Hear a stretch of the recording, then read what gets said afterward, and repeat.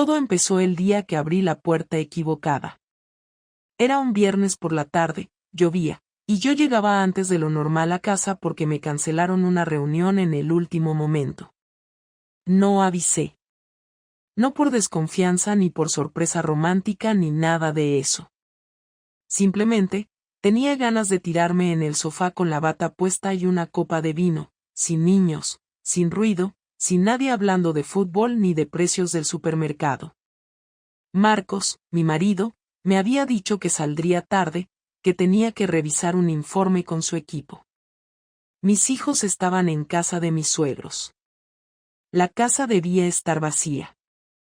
Pero al abrir la puerta del piso, lo primero que noté fue un perfume.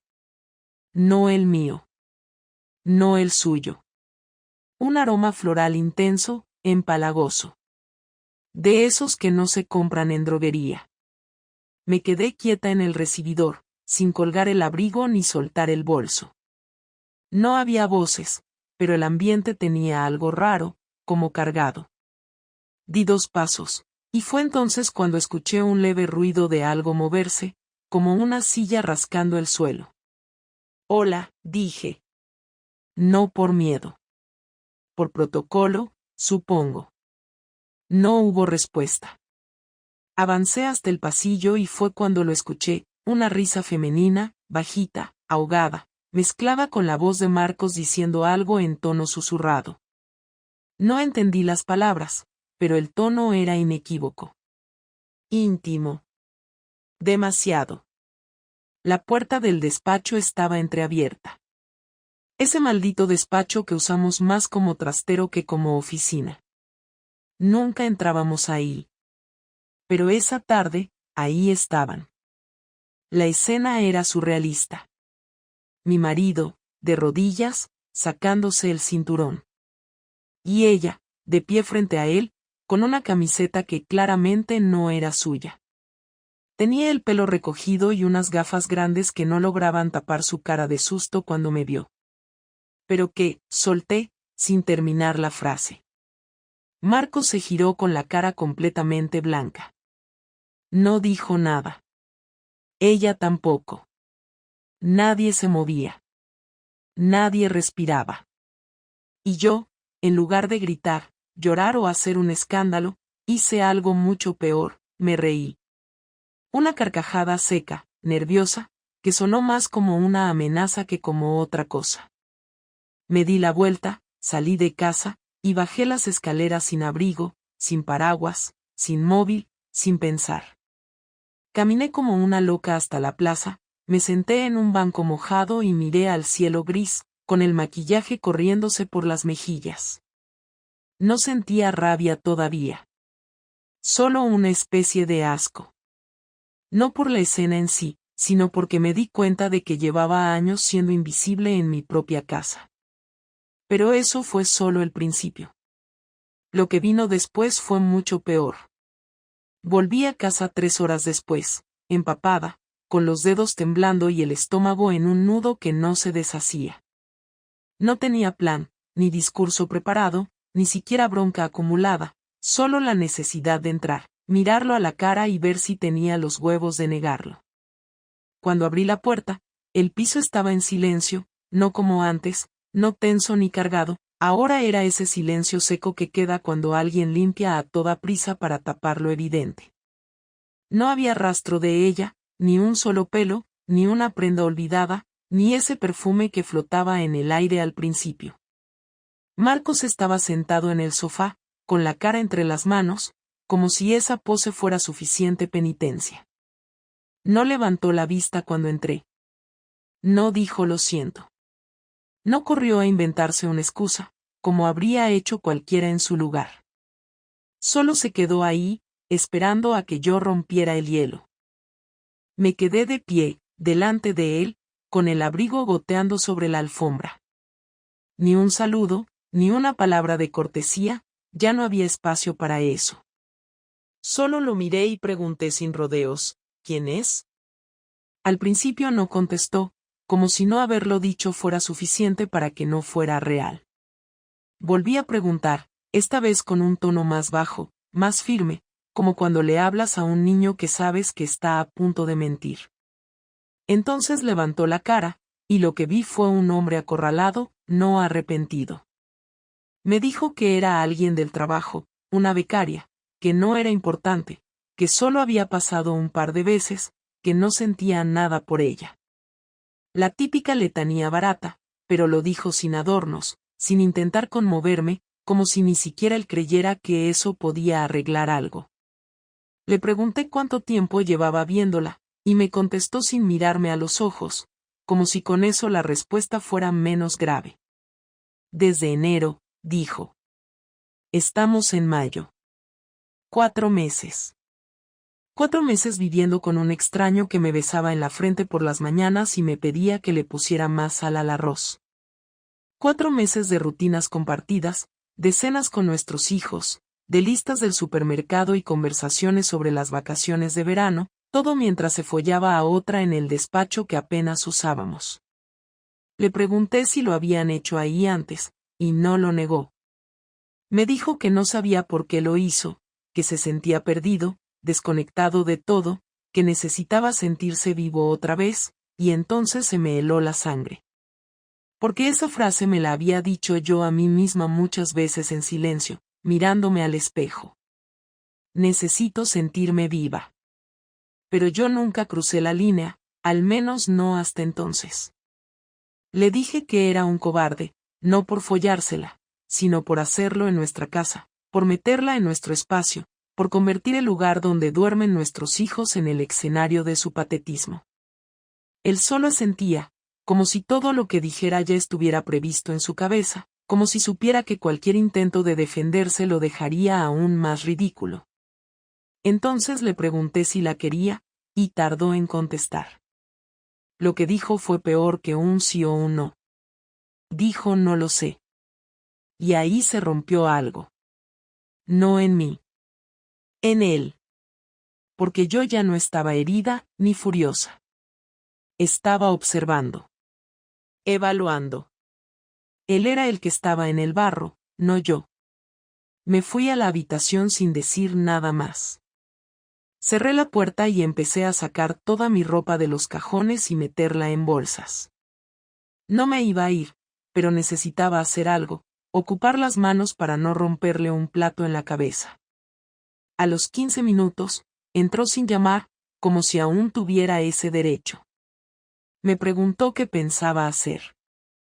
Le dije que no lo sabía. Que necesitaba tiempo. Que no quería ver su cara ni oír su voz durante un buen rato. Me dijo que entendía, pero su forma de decirlo sonó tan vacía como todo lo que había salido de su boca en esa conversación. Cerró la puerta y se fue al salón. Esa noche dormí en el cuarto de Julia, en la cama pequeña, con el edredón de unicornios y el peluche en la mesilla. No pude pegar ojo, no por tristeza, sino porque no paraba de pensar en qué parte de la historia me perdí.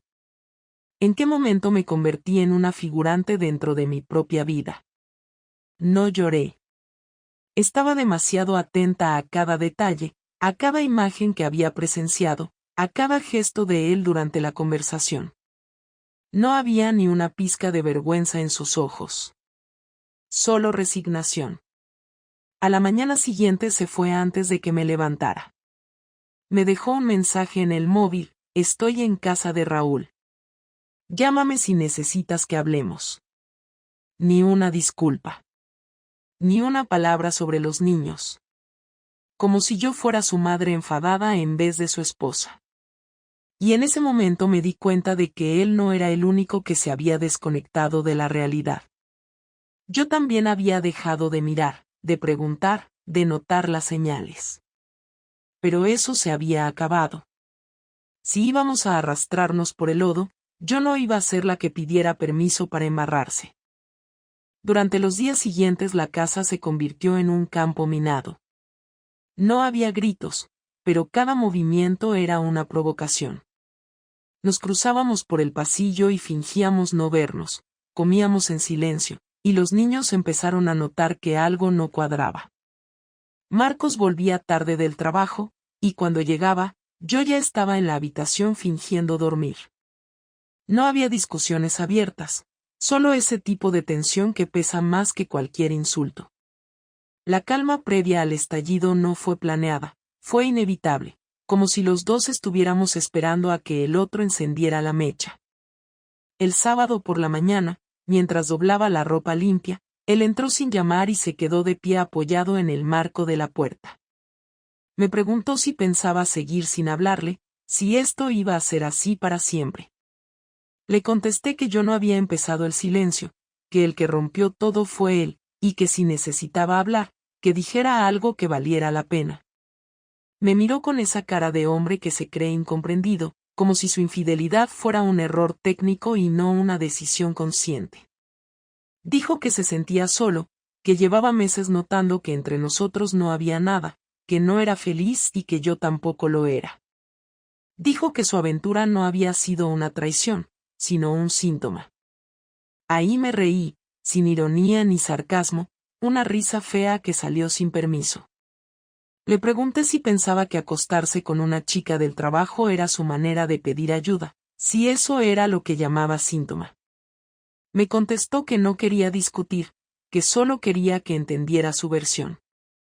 Le dije que lo entendía perfectamente, que había querido sentirse deseado y se había ido con la primera que le hizo caso, que eso no era soledad, era mediocridad. El tono de su voz cambió. Me dijo que yo tampoco era un ejemplo de pasión, que hacía meses que parecía que le daba igual si dormía en la cama o en el sofá. Le recordé que el matrimonio no era una serie de Netflix, que no hay fuegos artificiales cada semana, que si él necesitaba ese tipo de emoción constante quizá nunca debió casarse. Se calló durante unos segundos y me soltó que yo tampoco era fácil de querer, que me pasaba el día criticando, corrigiendo, controlando todo. Le dije que prefería ser insoportable antes que ser un cobarde que se esconde detrás de una becaria.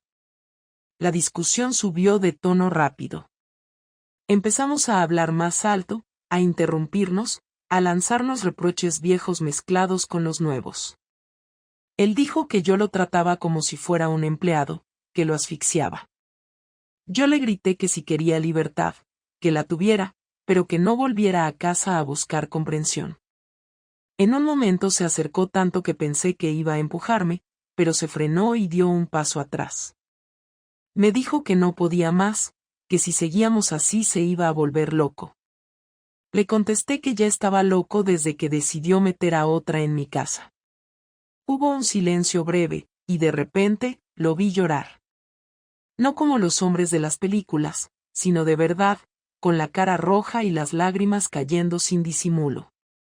Por un instante sentí algo parecido a lástima, pero se me pasó rápido. Me dijo que no sabía qué hacer, que no quería perderlo todo, que no quería que los niños se enteraran. Le dije que ya lo había perdido todo, aunque no se diera cuenta todavía.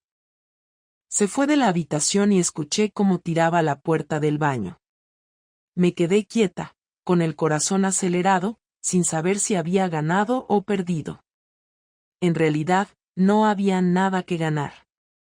Fui a la cocina, abrí un vino y me senté en la mesa. Escuché el ruido del agua en el baño, la puerta que se abría, sus pasos por el pasillo. Volvió a aparecer, con los ojos hinchados y la voz baja. Me pidió que le diera una oportunidad, que iba a cortar definitivamente con ella, que ya lo había hecho, que quería arreglarlo. Le dije que eso ya no dependía de él. Que no bastaba con pedirlo. Le pregunté si lo había hecho por culpa o porque la otra lo había dejado, y no contestó. Me miró un rato y luego me dijo que no tenía derecho a dudar de su arrepentimiento. Le respondí que el arrepentimiento no borraba los hechos, que no podía ser como si no lo hubiera visto arrodillado frente a otra, que esa imagen no se me iba a ir nunca. Se sentó frente a mí y me pidió que le dijera qué quería. Le contesté que quería tiempo, y que no pensara que el tiempo significaba perdón. Dijo que aceptaba, que iba a dormir unos días en casa de su hermano. Antes de irse me preguntó si podía ver a los niños al día siguiente. Le dije que sí, que los niños no tenían la culpa de nada, pero que conmigo no hablara. Esa noche me quedé sola por primera vez desde que lo conozco. No puse la televisión ni miré el móvil. Estuve en silencio, escuchando el tic-tac del reloj del salón y el ruido de los coches afuera. No sentí alivio ni rabia. Solo cansancio. A medianoche me levanté y fui al espejo del baño. Me miré mucho rato, intentando encontrar algo que explicara por qué no había sentido ganas de pegarle, ni de tirarle sus cosas por la ventana. Lo único que encontré fue una calma rara, la misma que se siente cuando por fin entiendes que algo se ha roto del todo y ya no hay vuelta atrás. Al día siguiente me escribió un mensaje diciendo que había hablado con ella y que todo estaba terminado. No contesté. Guardé el móvil en el cajón y me preparé un café. Había una tranquilidad incómoda en el piso, como si hasta las paredes estuvieran esperando mi siguiente movimiento. Y lo único que sabía en ese momento era que aún no había terminado con él. Todavía faltaba mi parte de la historia, la que nadie veía venir. El domingo por la tarde Marcos pasó a buscar a los niños para llevarlos al cine, como si todo siguiera igual, como si no llevara una semana viviendo en casa de su hermano tras haber confesado que se acostó con una chica 20 años menor que él. Yo los preparé sin decir mucho, sin cargar a los críos con lo que no les corresponde, pero tampoco fingiendo. Les dije que su padre iba a pasar un tiempo fuera por trabajo y que podían preguntarme cualquier cosa si tenían dudas. Ellos aceptaron la explicación sin insistir. No eran tontos, pero tampoco estaban preparados para que les lanzáramos toda la mierda encima. Cuando vino a recogerlos ni siquiera entró. Me escribió un mensaje desde el coche. Estoy abajo. Bajaron corriendo con sus mochilas, emocionados por las palomitas, sin entender que estaban en medio de un matrimonio que se deshacía frente a sus narices. Yo los vi subir al coche desde el balcón, y en cuanto se fueron, supe lo que tenía que hacer. No iba a llorar, ni a quedarme esperando a que volviera arrastrándose con palabras bonitas o con promesas recicladas. No iba a perdonar por costumbre ni por comodidad. Tampoco iba a ponerme en el papel de víctima resignada. Así que me senté frente al portátil, abrí una nueva carpeta con su nombre y empecé a recopilar todo lo que había guardado en mi cabeza. No tenía pruebas físicas de lo que había hecho, pero sí tenía algo más fuerte, información. Empecé por revisar nuestras cuentas. Él siempre había sido descuidado con los gastos, dejaba todo en tarjetas compartidas, no revisaba los movimientos, así que no fue difícil encontrar varias comidas fuera en días laborables, hoteles reservados en pleno horario de oficina, pagos duplicados en aplicaciones de taxi. Todo eso lo descargué en PDF, con fecha, lugar y hora. También abrí su cuenta de correo en el portátil viejo que usaba para trabajar en casa. Nunca había cambiado la contraseña. Busqué en la carpeta de correos eliminados y allí estaban, intercambios con su compañera, frases vagas, horarios, incluso un par de archivos adjuntos con informes que ella supuestamente debía revisar y que casualmente siempre coincidían con los días de los hoteles. Guardé todo en un pendrive. Luego, llamé a Marta, mi abogada de confianza, y le pedí una cita urgente. Ella no preguntó nada. Sabía que si la llamaba en domingo, era porque no podía esperar. Me dio hora para el lunes por la mañana. Esa noche volví a dormir en la cama grande. Ya no me incomodaba su ausencia. Lo que me incomodaba era haber compartido tantos años con alguien tan idiota sin darme cuenta. A las 8 en punto estaba en el despacho de Marta. Le entregué el pendrive y le conté todo sin dramatismo. Ella escuchó sin interrumpir. Me dijo que con eso no bastaba legalmente para una demanda por infidelidad, pero sí podía inclinar la balanza en una separación con custodia compartida limitada. Le dije que no quería arruinarle la vida, solo que no me tomara por estúpida. Me propuso enviarle una propuesta de separación amistosa que incluía reparto de bienes, visitas organizadas y una cláusula muy clara: ningún contacto con la otra mujer en presencia de los niños. Acepté. Marta preparó el borrador esa misma tarde. Al día siguiente se lo envié por correo a Marcos, sin comentario adicional. A los 10 minutos me llamó. No contesté. Me escribió por WhatsApp que necesitaba hablar conmigo en persona, que por favor no hiciéramos esto así. Le dije que él fue quien empezó todo sin hablar, que ahora tocaba callarse y firmar. A los 2 días vino a casa. Me pidió 5 minutos. Acepté. Se sentó en la cocina, con cara de haber envejecido 10 años en una semana. Me dijo que no quería separarse, que estaba dispuesto a hacer terapia, a cambiar, a demostrar que su error no definía lo que sentía por mí ni por la familia. Lo escuché en silencio. Cuando terminó, le pregunté si seguía viéndose con ella. Me juró que no. Le dije que no me interesaba, que ya no confiaba, que su arrepentimiento llegaba tarde. Me preguntó si había alguien más, como si eso justificara algo. Me reí y le dije que si alguna vez lo había considerado, ahora tenía mejores cosas que hacer que acostarme con alguien por despecho. Le pedí que firmara. Dijo que lo pensaría. Le dije que tenía 5 días, y que si no, Marta enviaría el documento al juzgado. Volvió a mirarme como si no me conociera. Me dijo que me notaba fría. Le contesté que eso pasaba cuando una se curaba de golpe. Se fue sin despedirse. A los 3 días volvió con el documento firmado. Lo dejó en el buzón. Con eso, creí que todo había terminado. Pero me equivoqué. Porque una semana después, recibí una llamada de recursos humanos de su empresa. No me dijeron mucho, solo que querían confirmar algunas fechas de movimientos económicos que figuraban en unos reportes. Dije que no podía ayudar. Pero entendí que algo se estaba moviendo. Y que probablemente, no era yo quien había empezado a cavar el hoyo más hondo. Una tarde, unas 3 semanas después de haber dejado firmado el acuerdo, Marcos me llamó y me pidió que nos viéramos a solas, sin abogados, sin niños, sin intermediarios. Dijo que necesitaba hablar conmigo de algo que no podía decir por teléfono.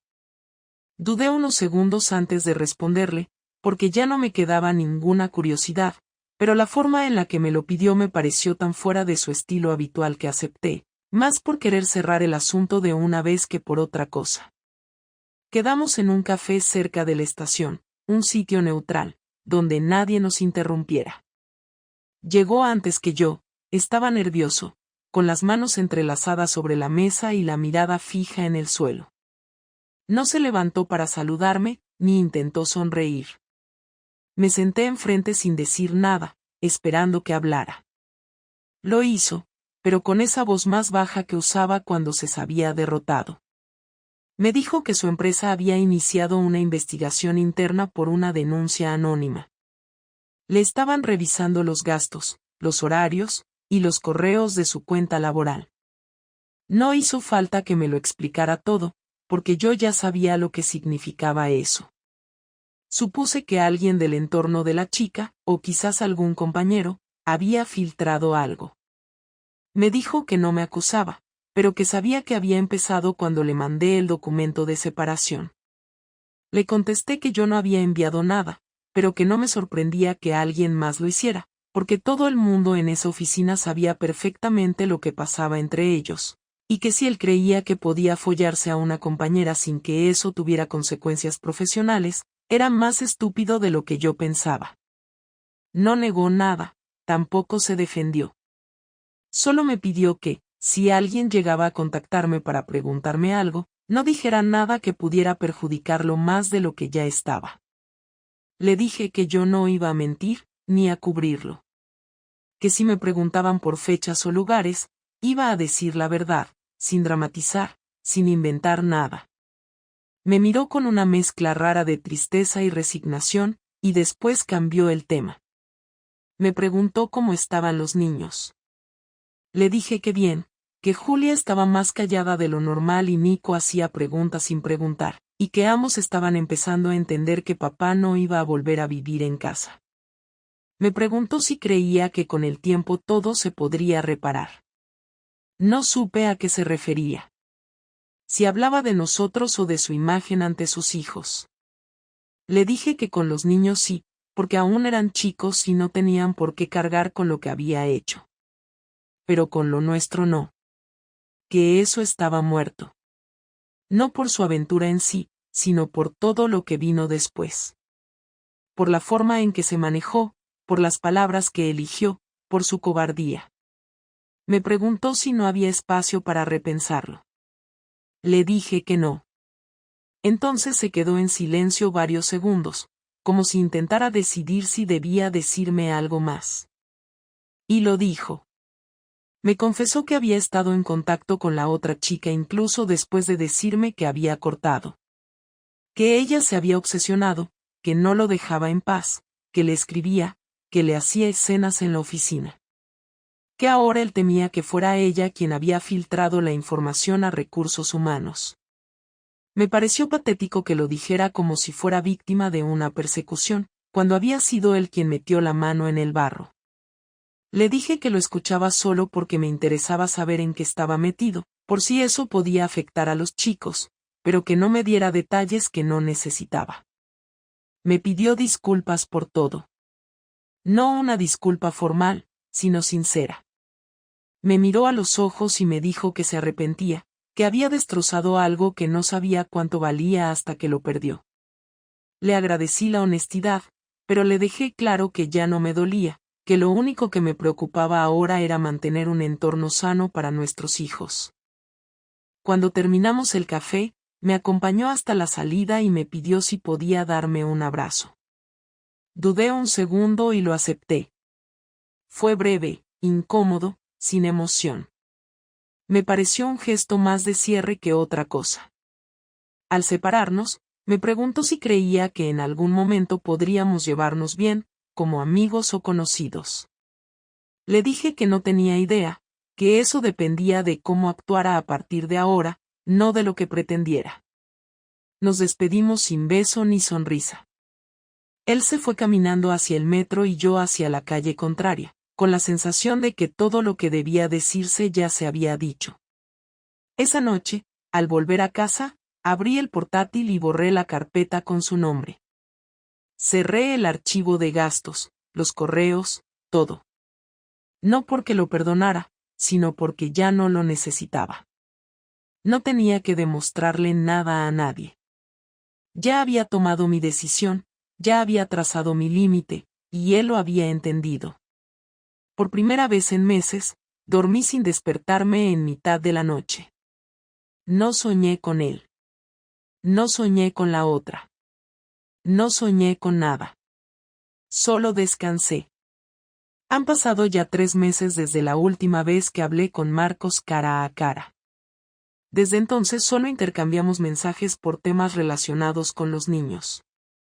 Las conversaciones son prácticas, sin emociones, como si estuviéramos gestionando una empresa familiar en lugar de haber compartido una vida entera. Me acostumbré rápido a no tenerlo cerca. No lo extrañé. No necesité buscar excusas para justificar su ausencia.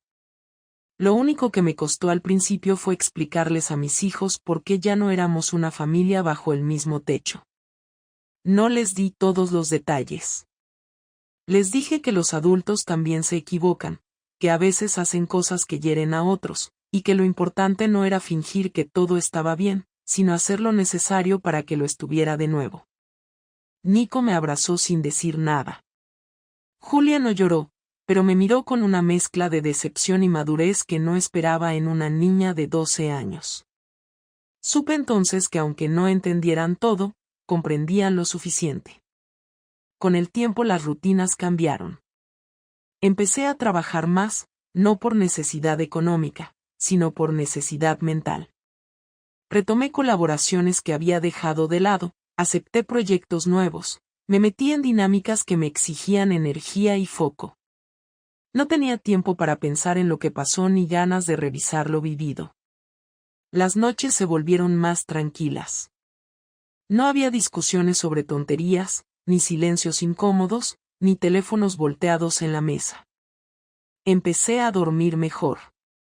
Me levantaba sin esa ansiedad que me apretaba el pecho cada mañana desde que descubrí todo. Empecé a recuperar partes de mí que había dejado de lado, no para reinventarme ni para encontrar una nueva versión de nada, sino simplemente para volver a ser funcional sin arrastrar el pasado como si fuera una carga constante. Un día, mientras organizaba la habitación de los niños, encontré una caja con fotos viejas. Era la típica caja que uno guarda por costumbre y olvida que existe. Había imágenes de viajes, cumpleaños, celebraciones, momentos en los que éramos jóvenes, sonrientes, convencidos de que estábamos construyendo algo sólido. Las miré una por una sin sentir nostalgia, solo un poco de incredulidad. Me costaba entender cómo algo tan limpio se había ensuciado tanto sin que ninguno de los dos hiciera nada para evitarlo. No las rompí. No las guardé con cuidado tampoco. Las dejé en el mismo lugar donde estaban, sabiendo que ahora eran parte de otra etapa cerrada. Hace poco Marcos me escribió para decirme que lo habían trasladado de proyecto en su empresa. No quiso dar detalles, pero fue claro que su aventura le pasó factura en varios niveles. No se lo dije, pero no me alegré. Tampoco sentí pena. Me fue completamente indiferente. Y en eso encontré la verdadera diferencia. Antes, todo lo que hacía me afectaba. Su humor, sus decisiones, sus ausencias. Ahora ya no. Era un dato más, como saber si iba a llover o si subieron los precios del pan. Él ya no tiene poder sobre lo que siento, y eso, aunque suene simple, es lo más importante que he conseguido en todo este proceso. Un domingo por la mañana me desperté y sentí que tenía que hacer algo distinto. Nada especial, solo salir de casa sin plan, llevar a los niños a desayunar, caminar por el parque, respirar otro aire. Lo hicimos, y en medio de esa salida normal, noté que me reía de verdad, sin esfuerzo, sin obligarme a fingir entusiasmo.